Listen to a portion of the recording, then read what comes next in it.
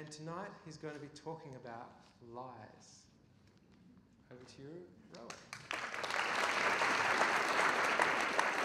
So pretty much everything I know about lies I learnt when I was around 6 years old. I didn't realise it at the time, but underneath the red suit and white beard, the Santa we'd go and see at James Smith's every year was an old family friend, and he had me completely fooled. He seemed to know everything about me and would even recall specific details of presents that he'd bought myself and my brothers and sisters in previous years. Obviously all the parents involved, like you all, thought that was pretty cute, but they weren't the ones who for years afterwards just couldn't be convinced that Father Christmas wasn't real. I was sure I was right, and I'd lay out all of the evidence to my friends in the playground, much to everybody's amusement. I was embarrassingly old, maybe 10 or 11, before I finally found the truth out, and I remember being completely disillusioned. If Father Christmas wasn't real, what other crap had I been fed? How many other imaginary friends did my parents have? And more importantly, how had they convinced everybody else to lie about it too? If you're a cynical adult, like I've become, then at Christmas time you have two options. Either you can pretend to believe in Father Christmas, or you can ruin the spirit of Christmas for children everywhere. So why is that? Why do we do this? Perhaps it's all about the bribe. After all, Father Christmas knows if you've been naughty, and only good kids get presents, right? Well, he's obviously got a bit of a soft spot for people who make stuff up, because they seem to do just fine. Kids are so trusting and innocent, we sometimes forget.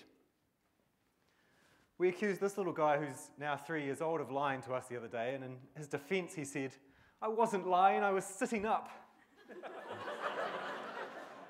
It's not only by example either that we teach kids to lie. In fact, we insist they do it. "Johnny, say sorry to Harry." "Sorry." "No, Johnny, say it like you mean it." In other words, just pretend you're sorry, Johnny. We may as well teach them the lame excuses we use for apologies as adults, like, "I'm sorry if anybody took offence." What about cheating? This is Manuel Neuer, the goalkeeper for Germany at the recent Football World Cup. He was involved in a controversial incident in the game against England where a goal was scored but disallowed by the referee. When he was interviewed about this after the game, he said that he thought the way he'd quickly reacted and played on as if a goal hadn't been scored had influenced the decision. In other words, he happily boasted about how well he'd cheated. The referee in that match was slammed by fans and the media for getting the decision wrong, but hardly anybody criticised the goalie himself for not telling the truth.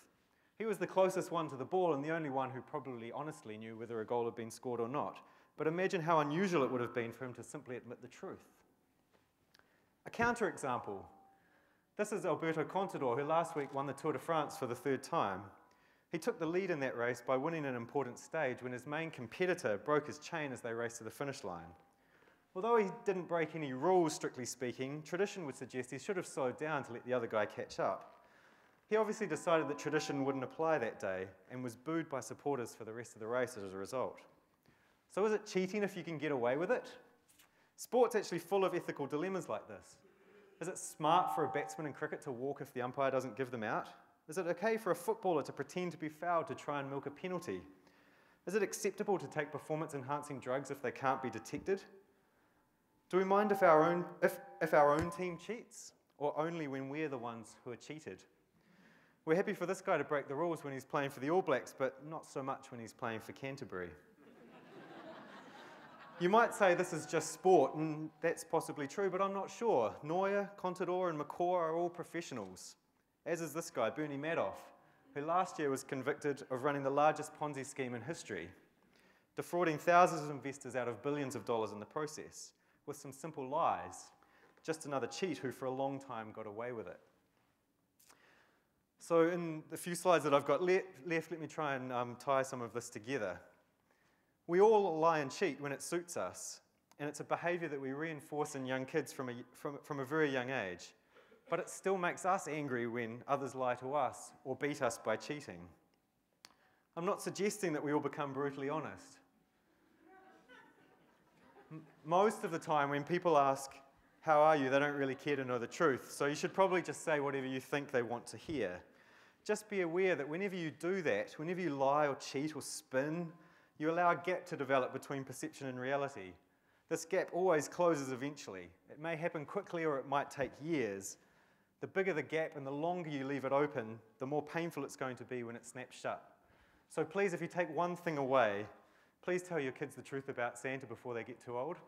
Thank you.